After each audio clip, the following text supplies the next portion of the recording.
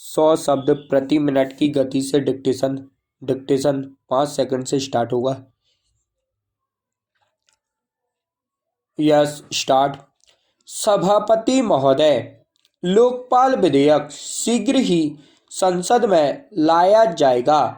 सरकार इस विधेयक के प्रारूप के विषय में विरोधी दलों और संबंधित संस्थाओं से विस्तार से बातचीत कर रही है। मैं मंत्री जी की इस घोषणा का स्वागत करता हूं, जो उन्होंने दल बदल विरोधी कानून पर आयोजित एक विचार गोष्ठी में की। मंत्री जी ने कहा कि सरकार प्रजातांत्रिक सिद्धांतों को हर कीमत पर मजबूत बनाने के लिए बाध्य है। नई सरकार जब बनी तो उसने इस दिशा में सबसे पहला कदम दल बदल विरोधी कानून बनाकर उठाया।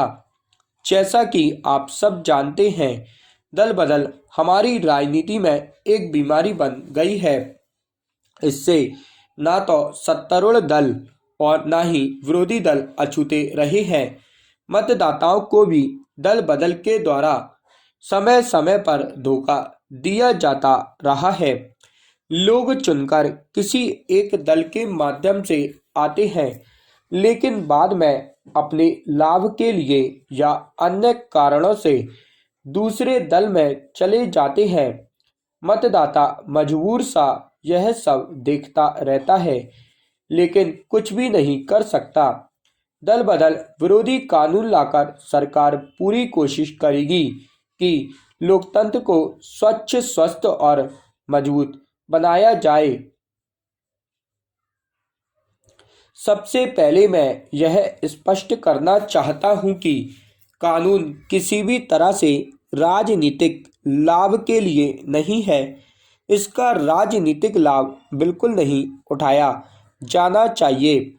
कुछ लोगों में इस बारे में भी संदेह है, लेकिन मैं चाहता हूं कि वे अपने मन से संदेह को हटा दें। हो सकता है कि इस कानून में कुछ कमियां रह गई हों। इन कमियों को आपस में विचार विमर्श द्वारा अथवा सम्मेलन बुलाकर दूर किया जा सकता है।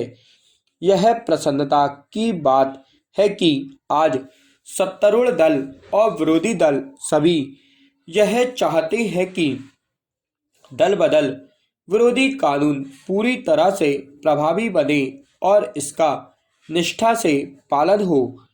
एक अन्य माननीय सदस्य ने कुछ दिन पूर्व सदन में इस संबंध में जो विचार व्यक्त किए थे, वे विचारणीय हैं। उन माननीय सदस्य ने कहा था कि देश के वर्तमान राजनीतिक ढांचे के लिए दल बदल का खेल हमारी राजनीतिक मान्यताओं को कमजोर सा करता जा रहा है। अतः इस कानून को जल्दी से जल्दी लागू किया जाए। इसमें संदेह नहीं कि दल बदल विरोधी कानून का सभी स्थानों पर स्वागत हुआ है, लेकिन यह आवश्यक नहीं कि यह कानून इस दिशा में पूर्ण दोष मुक्त हो या स्थायी हो। समय और परिस्थितिवश इसमें परिवर्तन लाना स्वाभाविक ही नहीं, अनिवार्य भी है। कभी कोई चीज स्थायी नहीं रहती। अतः मेरा सरकार से निवेदन है कि इस संबंध में एक सम्मेलन का आयोजन करें, जो इस पर विचार करे कि इस कानून को किस प्रकार से अधिक प्रभावी बनाया जा सकता है। इस कानून के बारे में सिद्धांतों और राजनीतिज्ञों के विचार क्या है, इस पर भी सम्मेलन में विचार किया जाए।